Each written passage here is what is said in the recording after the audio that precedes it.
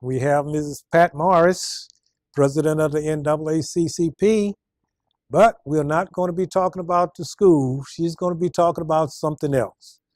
But we are not going to let her get away without saying something about the school system. Oh my God. Welcome to the show, Ms. Pat Morris. Thank you, Mr. Pons. How are you doing today? I'm doing great, and you? Great. I'm doing okay. Okay, they tell me you're working on a fundraiser. Would you tell us about the fundraiser that you're working on, and what can everybody do to help? Yes, sir. We do have one that will be held. It will be a musical concert in Ponchatoula at New Zion Baptist Church Outreach Center. New Zion Baptist Church Outreach Center. It's on Highway 22 East, and it's right across the street from the fire department. It will be August 24th, starting at 3 o'clock p.m.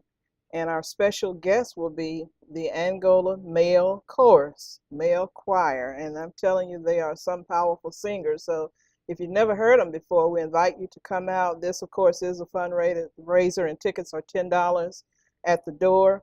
Children under 18 are $5.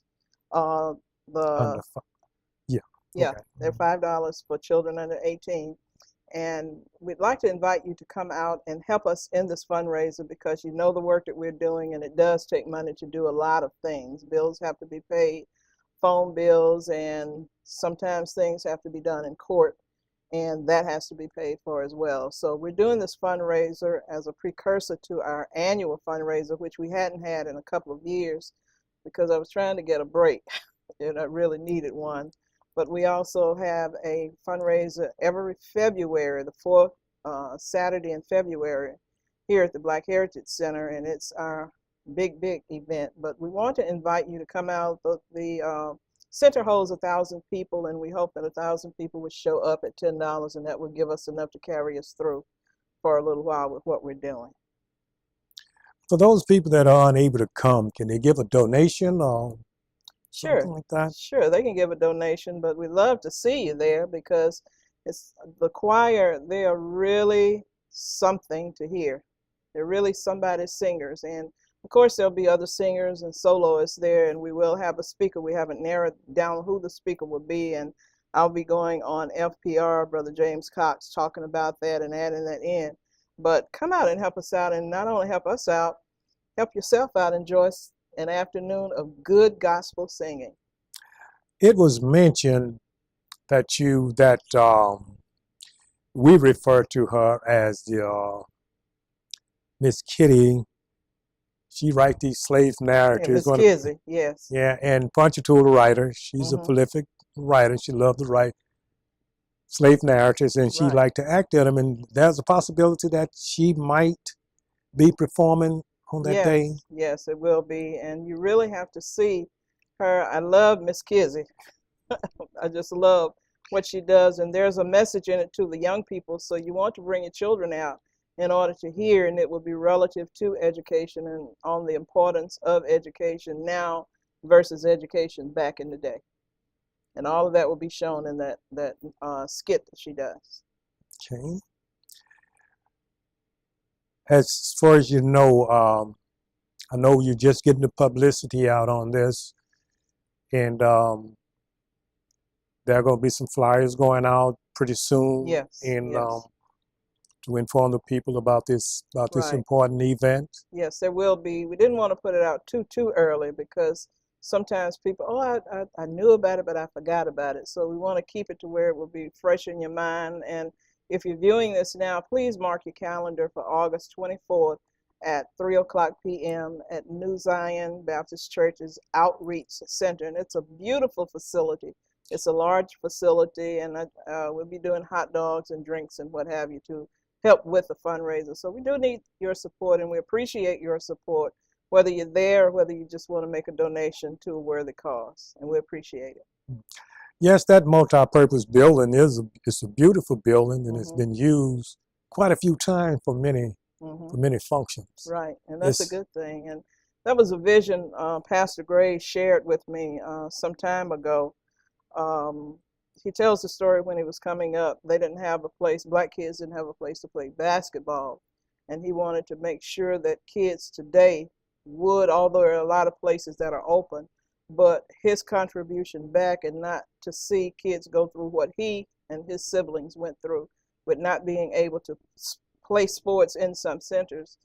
He and his church built that center, and it's a multi-purpose center, and it's really nice. It really is. Yes, it is. Now, Miss Pat, you know we cannot let you go without you telling us something about the problems that we are having with the school system, which has been ongoing for a number of years. And can you give the general public or the viewers some of the things that is going on? You know, Ms. Pons, it's strange that you would ask that, because I was talking to someone today, and a lot of times people who really don't know what's going on or don't have a clear understanding of why the fight is, you become classified as a radical in person, but that's not really the case. You got to stand on what you believe in, and had we not stood the way we stood, a lot of things that's happening now wouldn't be happening. But to answer your question, we were back in court this past Friday on the coaching position in Ponchatoula, and although the judge, he did not deny Attorney Taylor's motion, he just overruled it, and there's a difference between it. And the reason was they compared experiences as a coach, years of experience as a teacher, and it was not established what would determine superiority between the two people, and the school system had submitted a lot of information. Our side wanted to, what do you call it when you call witnesses, but the judge wouldn't allow that. So I think a door was open to file an appeal. I don't know whether or not that's going to happen. Maybe, it may not. I just don't know right now. But the thing is, there's so much going on now until it's almost like I saw an attorney before I left a meet, and he told me about the things that's going to be going on tonight. And I kind of had to laugh, and then when I left him, I began to ponder, and he said, you may as well just go back to segregation, because stuff is not being done the way it's supposed to be, and it isn't. You know, it's either circumvented or there's a reason found not to do it now.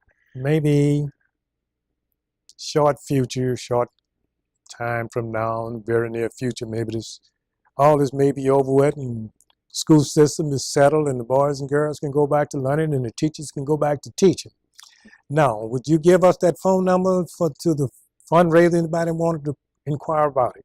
Okay, you can call Miss Gwen Young at 985-320-1327. Of course, Mr. Eddie Pons at 985-351-0813. Myself at 985-747-9488 or 985-517-4267, and Mrs. Osabetz Williams, 985-974-4453, and it's one more, Miss Betty Robinson, 985-542-9456. Well, Ms. Pat, we'd like to thank you for being on the show to share that information. We're looking forward to the fundraiser, and we hope that it packed the house. Thanks for watching. See you next time on Let's Talk About It. I'm Ed Pond.